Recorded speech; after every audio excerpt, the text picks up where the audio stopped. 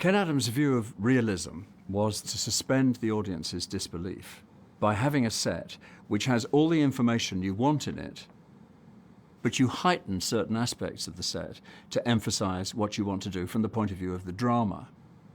And they tell you things about the characters. So in James Bond, before the baddie even comes in, you see his lair and you know an awful lot about his personality. This is a megalomaniac who lives in a Führer bunker, and so this guy's got serious psychological problems. Everything's much, much larger than life. And you know that before the guy even opens his mouth. We think the basement of the Pentagon is a war room with a shiny black floor. There isn't one, but there is. In all our minds, we've accepted that as the reality. For Ken, that's what a production designer does.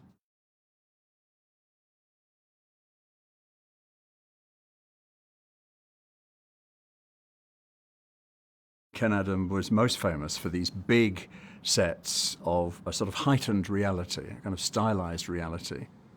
But there's this other side of Ken, however, which hasn't been emphasized so much, which I think leads towards Barry Lyndon, which is he had designed a lot of historical films. In fact, the first serious film that he was involved in was The Queen of Spades, 1947, with Oliver Messel, the great designer, and had just designed, before Barry Lyndon, a film called Sleuth, which was set in a huge country house in Dorset called Athelhampton, which he found. And then in the studio built this strange interior full of automata and games and strange perspectives and so on. Stanley Kubrick and Ken Adam worked very, very closely together on Dr. Strangelove. Kubrick had been very impressed by Dr. No and contacted Ken and said, I think you're just the man to visualize two sets, the war room underneath the Pentagon and the B-52 bomber. And so they got very, very close. However, Ken was shredded by the experience, he said, that there was something about the relentless logic of Kubrick where everything had to be justified. Why is the war room that shape? Why is it triangular? Why is it made of concrete? Why have we got a shine? Why? And Ken said, hang on, slow down. It looks great, and let's stay with it. And in fact, when Stanley Kubrick starts working on his new movie, Journey Beyond the Stars, which was the first title of what became 2001: A Space Odyssey, and he gets in touch with Ken and says, I'd really like you to be my production designer on it. And I interviewed Ken about what went through his mind. He said, look, the plus was, the war room was the best design I ever did. Kubrick is fantastically talented, but interpersonally, it was a shredding experience emotionally. Did I want to go through it again, particularly on a movie where he had all these people from NASA advising him on the hardware and the vehicles and the space science? And they would always know more than Ken did. So whenever Ken came up with a design, they'd say, well, NASA doesn't approve that. I really don't think I could exercise my imagination at all in that situation. So he decided never again, never again, never again. Until the autumn of 1972, when Stanley Kubrick tracks him down and says, I would like you to be my production designer on Barry Lyndon. And he says, I can't pay you the full rate, I'm afraid, Ken. I can offer you about half what you normally get for a film. Now, the production designer's role was absolutely key to keep in mind the whole visual experience of the movie. There's the design progression of the movie. You've got to think about that. So Ireland, 7 Years' War, Baroque Europe, English country house. You've got to think about how do the costumes and all the props relate to the interiors. Then there's the links between the interiors and the exteriors, which visually is very important. Then there's the overall visual concept of each scene. So Ken writes back and says, oh, it's quite simple, I won't do it then. 6 weeks later, Kubrick rewrites to him and says, all right, I'll give you your usual fee as a production designer. Come and join me on Barry Lyndon. And Ken said, I thought about it very, very hard. All right, why not? So he takes the plunge, and on the 1st of January, he starts work on Barry Lyndon. But Barry Lyndon was completely different because it was to be entirely on location. In fact, between the 1st of January 1973, when he started working on it, through till the summer of 1973, he sat with Stanley Kubrick arguing about whether they could use studios as well as locations. Stanley started with the idea, apparently, let's do this film entirely on location. Let's use authentic historical locations to give ourselves a window into the 18th century. And I want to know how people lived in these locations, how they walked around, what the background was. Ken said, yeah, but that's all very well. It's expensive, probably. Kubrick said, no, it's much, much cheaper to work on location, much, much cheaper. And of course, what Ken spotted is that in studios you have control. You order a set, the carpenters build it, that's it. You can't change your mind. So right from the very beginning, there was a kind of contradiction in his involvement in it. But eventually, by the summer of 73, they agree it is going to be entirely on location. And the reason was the circumstances in which the film was made. Ken starts work on the 1st of January 1973, and the first concept was to shoot the movie within a 30-mile radius of where Kubrick lived at that time. And that lasted for nearly 6 months, that idea. So every night, Ken and Kubrick would sit at home watching slides of all these houses, but also slides of hundreds of paintings. Gainsborough portraits, Reynolds portraits, Hogarth for Social Life.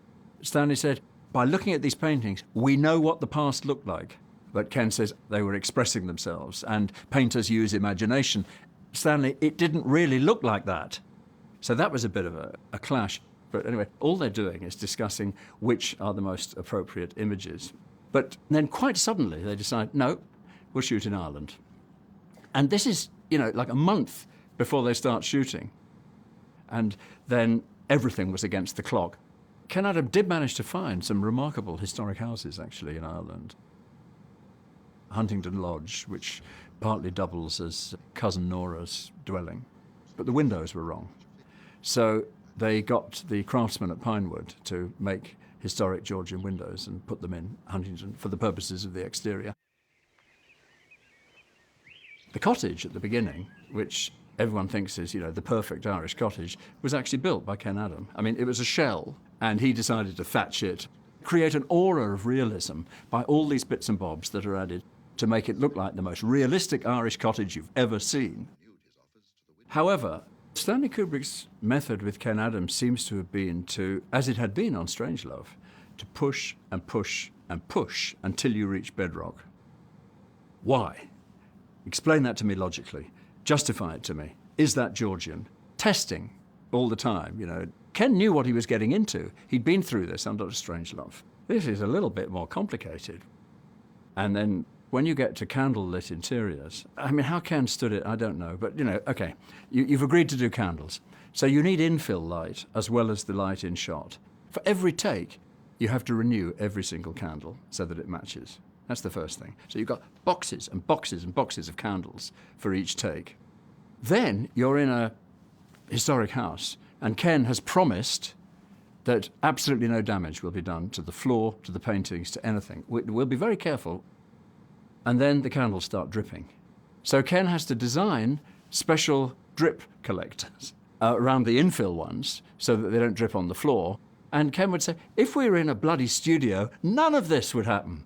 I could be in complete control. I can control the lighting, I can control the set. I don't have to worry about the stately home, It must have been a very, very tense shoot.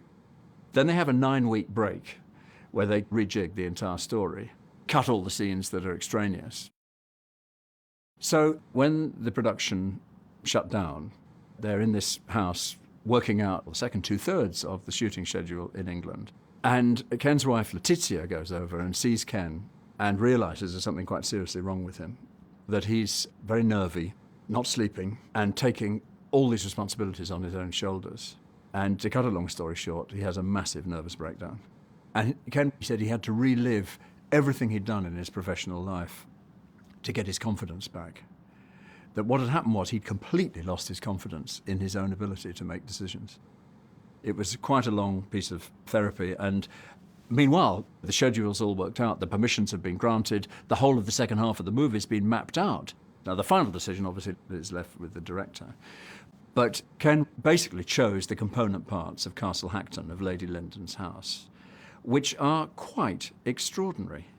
First of all, you've got the exterior shot of Castle Howard in Yorkshire. That's the one across the lake. Then you go into the garden, which is a bit of Stourhead, a bit of Longleat, a bit of Wilton. Then you go inside, and each room comes from either a different room in a stately home or a different stately home. You've got Corsham Court, you've got Longleat, you've got Wilton, you've got all sorts of country houses around Salisbury. I found 9 different country houses were used for the interior of Lady Linton's house. It's a kind of creative geography that's quite extraordinary. But Ken is not there when they're shooting a lot of it. Towards the end of the shooting schedule, Stanley Kubrick showed a rough cut of the story so far to senior executives at Warner Brothers. And he wrote a letter to Ken congratulating him on the reaction of those executives. The executives had said they'd never seen a more beautiful film. They'd never seen a film where the production designer's role was so important. Meanwhile, Stanley Kubrick kept getting in touch with him and made a point of saying to Ken on various occasions, I am implementing everything visually that you suggested we do, because he wanted Ken to be reassured that although he'd stepped away from the production, it wasn't some sort of runaway thing that we're going to forget about all his ideas. It had been worthwhile. All that blood, sweat, toil and tears had been worthwhile because actually it had set the template for the rest of the shoot. And then, of course, Ken gets the Oscar.